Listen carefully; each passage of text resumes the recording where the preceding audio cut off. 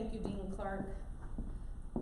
Oh, I'm very honored to speak, especially to follow you. I am not a public speaker, and this is probably going to be really hard for me to do because to follow someone that inspirational is going to be super difficult. I did never, ever expect to be here when I was sitting right where you are. Probably 15 years ago. I just aged myself. So I am very, very honored to be up here today. I want to ask all of you, the graduates, a question. How many of you thought you wanted to be a social worker when you were little? I don't see any hands. That's good. Neither did I. Neither did I. So how many of you sitting here today think that you have found your true purpose, your true calling? That's encouraging.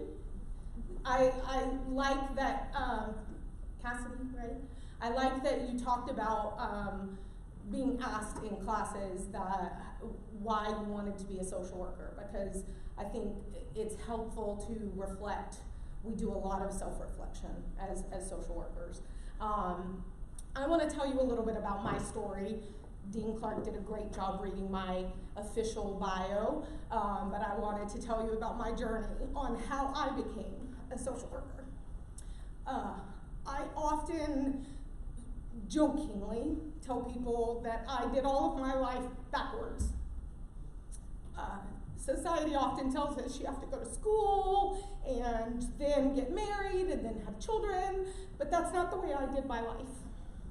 I got pregnant when I was 18, well, I guess I was 19, and then I got married, and then I decided I needed to go to school so that I could support my family. And I didn't know what I wanted to do, so I jumped into school and I wanted to be a teacher. And that was that first calling when I went back to school. And I wanted to be a special education teacher because I thought I could be very helpful.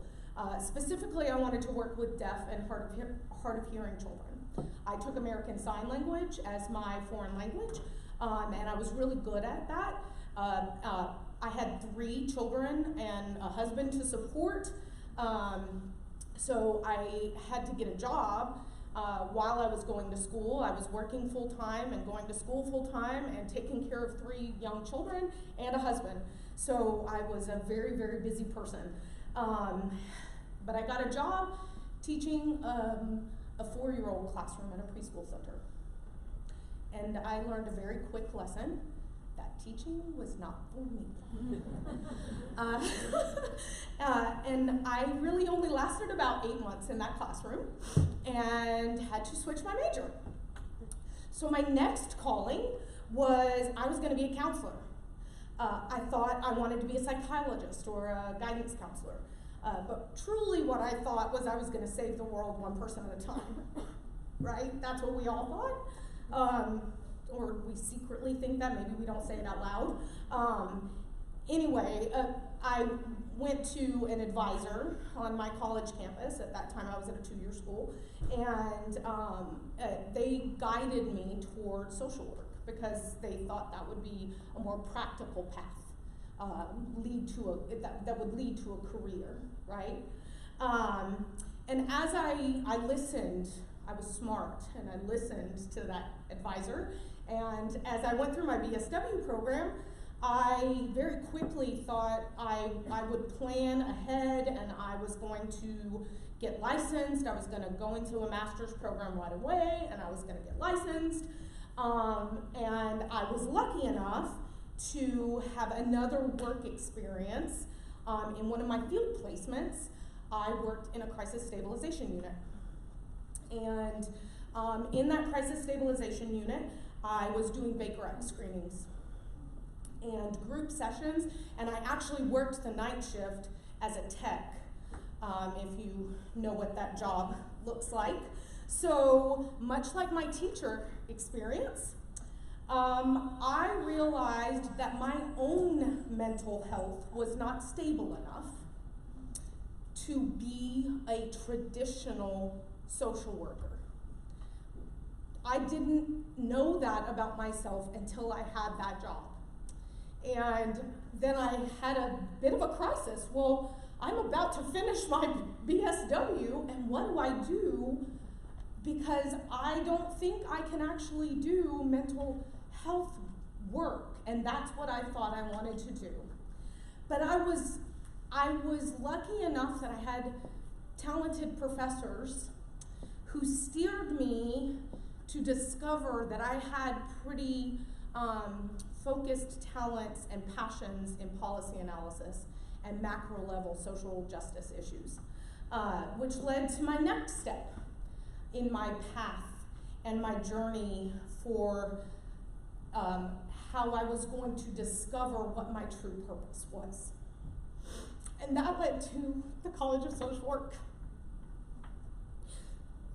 I found the SPA program. I guess it's been retitled. I did not know that until I got here today. And it has been retitled as the Social Leadership Program. While I found that while I was in my final semester of my BSW. And at the time, I had 3 young children. They were 5 years old, 3 years old, and I had an infant who was just about to turn 1 year old at the time. And I decided I needed to be in that program. That was my new goal. I set that goal for myself. But I lived in the Panhandle. I lived in Pensacola. And my husband decided he couldn't move here.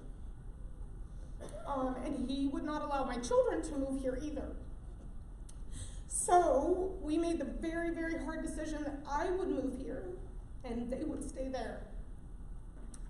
And some of these professors remember seeing that happen. And I was here during the week. I went to classes. I worked full time while my family was 3 hours away. But I had amazing professors that supported me through that journey. And I also was able to get an internship with the legislature, which is a wonderful thing right here in Tallahassee. That amazing internship, while I loved my time here at FSU, it taught me everything I needed to know about social work and engagement in public policy and advocacy. I got the internship with the legislature, and specifically it was with the Senate Appropriations Committee. I instantly knew that was where I was meant to be. I knew that that was the career that I needed to have, and I set out to find a way how I could build a career there. After completing my master's and graduating here, and I had a couple of other twists on life's journey in store for me, I finally realized that dream, and I got a permanent position with the House Education Appropriations Committee. As Dean Clark described in my bio, I became the staff director of the House Education Appropriations Committee, and I spent 10 years there. And loved every minute of my time in the legislature. Over the course of my time in the legislature, people would see my diploma on the wall, and they would ask me, how did you end up in the legislature with a social work degree? How is a social worker a legislative staffer? And I would always give the same answer. It's because social workers care about making a difference in people's lives. They care about making an impact. And I knew as a legislative staffer that my work mattered. My work made a difference in millions of people's lives every single day. It didn't matter that my name wasn't known by any of those people. What mattered was that my impact mattered in their lives. And I had finally found my purpose. Along the years of my journey, and during my 10 years in the House, I had very dear friends and quite a few mentors that passed away. And through the processing of that grief and of those losses, I sort of had a midlife crisis. And I realized that a purpose-driven life was empty without joy. So my midlife crisis became a mission to find what it is that could also bring me joy and happiness.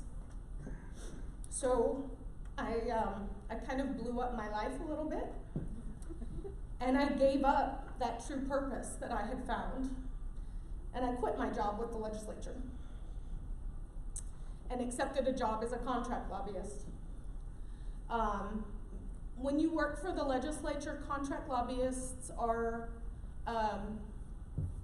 not, it's not a friendly term. I'll just say it that way to be diplomatic. And the one thing that I left out at the beginning of the story, I asked you if any of you thought you wanted to be a social worker. I didn't want to be. I didn't know what a social worker was when I was a tiny child. But I wanted to be a singer. That was my dream when I was a child. So as Dean Clark talked about, I quit my job and accepted this position as a contract lobbyist so that I could go back to school and go back to undergrad specifically and pursue my music degree. And I was trying to finish a very, very difficult music degree right here in the College of Music at FSU. And I did that while I was lobbying, and that was really, really hard. Lobbying was not my purpose. Some people do it really, really well, and I know we as social workers learn how to advocate, but it's not my strength. So while I no longer had any purpose, I did find my joy in the College of Music, and that side was great, but I found myself searching again for having an impact on people's lives that I knew had so much meaning in my life from my work when I did have purpose. So today, I'm back in state government, not back in the legislature yet. I have a new goal again. But today I am the Deputy Director of Finance and Operations at the Office of Early Learning. So while it's not exactly the same, I'm back to having a meaningful impact on people's lives and making a difference every single day, which gives me back my purpose. And I do still have music every day. I sing with the Tallahassee Community Chorus, and I serve as their membership director. So if any of you sing, you can come sing with us every Monday night. And I have joy, and I have purpose. I have found a balance between the two. And I encourage you all to do that. In closing, I assume, like me, all of you entered this program because you love people and you desire to help others. As long as you continue to foster and develop that passion and mindset, please don't get discouraged as your path twists and turns, or if your destination changes. Don't be afraid to take risks. Just see each step on your journey as a learning experience and realize the countless ways in which you are impacting others' lives. I promise once you do that, you will find that the path that truly brings you purpose and joy was something that you never could have imagined. I'm excited for all of you as you graduate. It's a wonderful time in your life. And whether you are in the beginning of your journey or somewhere in the middle, it's always important to remember those that helped you along the way and say thank you to them. Thank you.